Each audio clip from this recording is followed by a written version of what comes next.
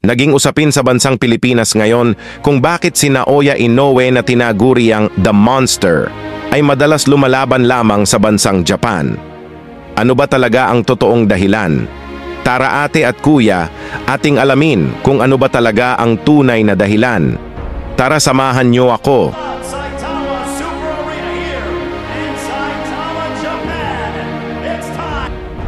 Naoya Inoue or mas kilala sa tawag na The Monster sa bansa ng Japan. Naging tanyag ang pangalan ni Inoue sa larangan ng boxing ngayon at naging undisputed sa bantamweight division.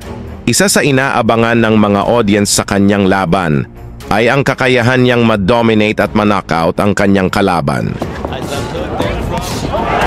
Hit a shot like that away. Left hook to the body. Knocked down, scored by the Monster.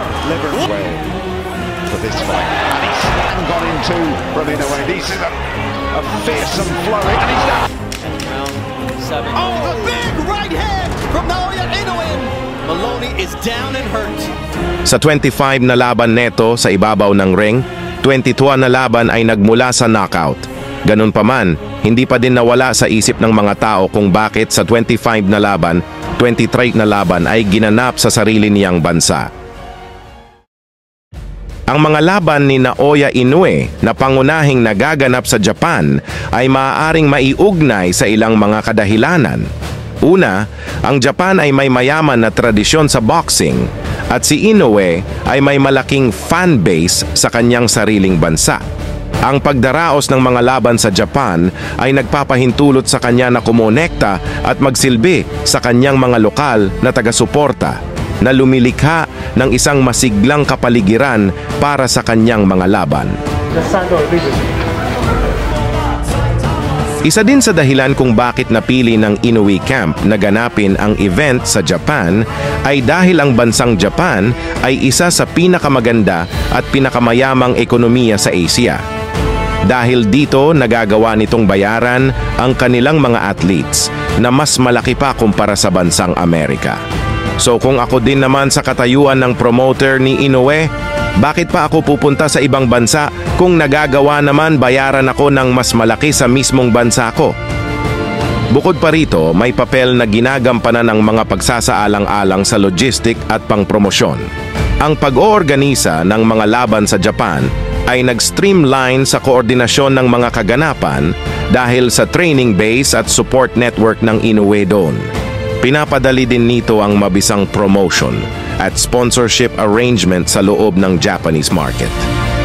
Sa panayam kay Floyd Mayweather nitong mga nakaraang buwan pagkatapos matalo ni Inoue si Fulton, nagbigay ng pahayag si undefeated world champion Floyd Mayweather na kung saan hinamon ni Mayweather si Inoue na dumayo at labanan si Tank Davis sa bansang Amerika. What I need Inoue to do is do like we do over in the U.S. now. And I need him to come fight in the U.S. Random blood and urine testing.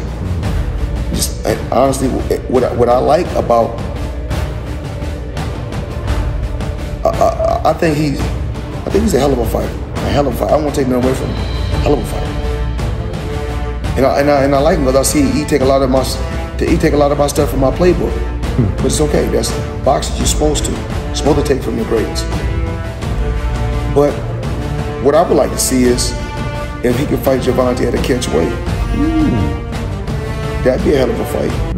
Para sa akin mga kuya, wala naman masama sa sinabi ni Mayweather pero sana bago sila maghamon subukan din nila dumayo sa ibang bansa. Sa aking pagkakaalam, 3 beses na rin naman lumaban si Naoya Inoue sa Amerika. Pero ang kampo nila, Mayweather, ay lumalaban lamang parati Amerika. So mga kuya at ate, magbigay kayo ng mensahe sa comment section kung bakit si Floyd Mayweather Jr. ay lumalaban lang parati sa Amerika. Don't forget to subscribe parati at please hit the notification bell para updated parati tayo sa katotohanan sa likod ng sports.